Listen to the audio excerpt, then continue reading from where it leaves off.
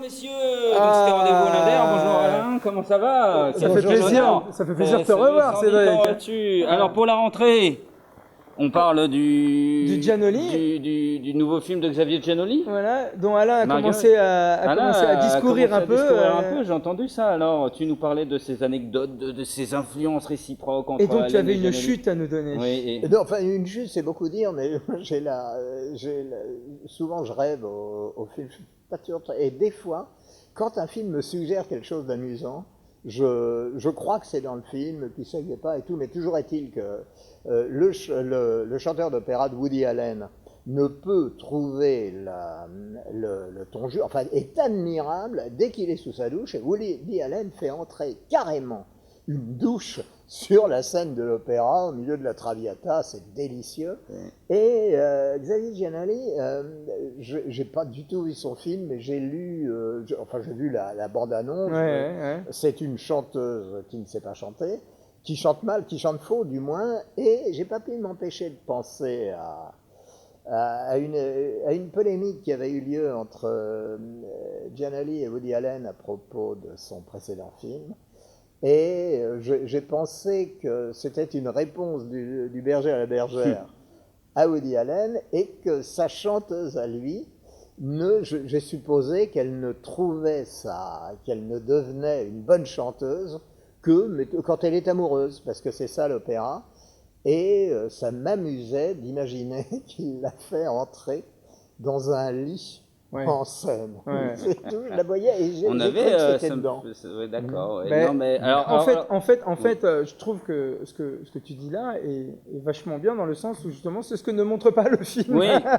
Alors on contextualise un peu le film. En deux secondes, mais déjà, on remercie déjà Alain d'être avec très nous. Chaleureusement, c'est un honneur et un privilège. Et le talent, une grande salle, un grand critique. Le talent de nous parler d'un film qu'il n'a pas vu, ce que nous on ne saurait pas faire. Incapable, totalement. Ça demande une expérience phénoménale. Voilà, on n'a pas, on est d'accord. On est d'accord. Alors vas-y, toi t'es fort pour la contextualisation. On est au tout début du siècle, juste après le grand massacre que fut la Première Guerre mondiale, dans un milieu très bourgeois.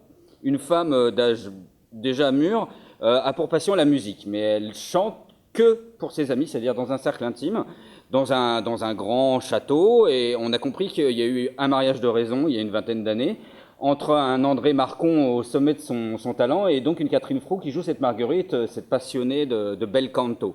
Et elle donne des concerts privés, ce qui sont des concerts de charité pour les blessés et les orphelins de la guerre. Et elle chante, on s'en rend compte très vite, ça on peut le révéler, elle chante extraordinairement faux. D'ailleurs, ça donne lieu à des scènes d'un comique redoutable, parce que certains quittent le salon, personne ne lui dit jamais qu'elle chante faux. Son mari est dans une lâcheté exceptionnelle, c'est-à-dire qu'il lui dit jamais que c'est faux, mais il trouve toujours des prétextes plus invraisemblables les uns que les autres pour ne pas assister au tour de chant de sa femme. En général, c'est une voiture qui tombe en panne, donc il ne vient jamais. Donc c'est André Marcon écoire.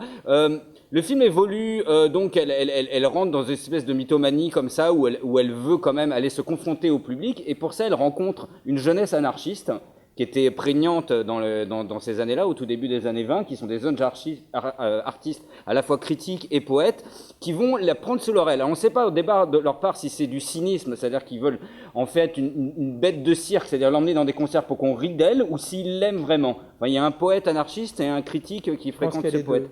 Voilà. Je pense qu'il y a un peu des Tard dans le film arrive donc un autre personnage très important qui est un exceptionnel Michel Faux, qui va jouer son professeur d'opéra, qui lui ne sait pas qu'elle chante atrocement faux, qu'elle fait canard sur canard, et donc ça donne une scène. Alors on sait que donc c'est un des grands principes du cinéma dans le chant contre chant, c'est on connaît l'effet Kuleshov pour les émotions, mais là Xavier Giannoli a presque inventé un nouvel effet, c'est-à-dire l'effet Kuleshov mais pour le son.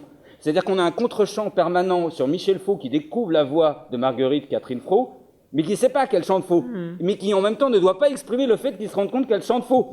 Donc c'est risible, on voit des expressions passer sur son visage, on a la voix off du chant archi faux de Fro, et Michel Faux est à pleurer de rire. Mais qu'est-ce qu'on a pensé? Moi, c'est pas ça, c'est pas que j'en ai pensé, mais là tu donnes, je trouve, un aspect du film qui est plutôt positif, mais à l'arrivée, on est quand même un peu sur notre fin, quoi. Je veux dire, enfin, je vois pas trop où Giannoli a voulu en venir. Moi, je reste un petit peu sur le même scepticisme que son précédent film dont tu parlais, d'ailleurs dont on peut remettre un peu dans le contexte, c'est-à-dire qu'en fait, Giannoli avait envoyé son scénario à Woody Allen. Woody Allen n'a jamais répondu répondu, mais apparemment Woody Allen s'en est servi pour un des épisodes de Santorum with Love, en fait. Donc, ce que tu disais tout à l'heure. Mais bon, ça c'est une petite anecdote. Mais par rapport au film, à tout moment, moi j'aurais adoré. Comme tu en parles là, j'aurais adoré par exemple voir Catherine Foy arriver sur scène dans un lit ou je ne sais pas quoi, comme un peu ce chanteur d'opéra sous la douche qui ne sait chanter que sous la douche. J'aurais aimé voir à un moment un déclic ou un truc comme ça où Tu sais qu'on peut pas tout dire. Non, c'est pas qu'on peut pas tout dire, mais c'est qu'à aucun moment la fin, pour moi, n'exprime rien. Pour moi, on reste dans une sorte de flou.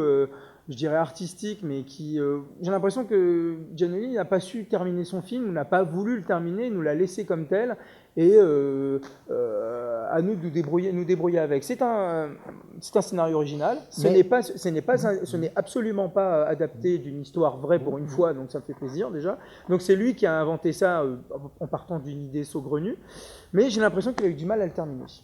Peut-être, mais de toute façon, il est impossible d'avoir une idée originale en cinéma. Tout a été fait. Et ce que vous avez raconté, moi, ce qui me frappe, je n'ai pas vu le film, mais ce que Cédric dit, eh bien, ça me fait penser exactement au film le plus... Il y a la même chose dans le film, traité différemment, dans le film le plus célèbre de tous les temps, qui s'appelle Citizen Kane, où une chanteuse d'opéra qui chante faux a une importance et absolument décisive. Est-ce que les auditeurs doivent dire ou pas dire? Voilà le talent. Merci Alain. On va pouvoir conclure là-dessus.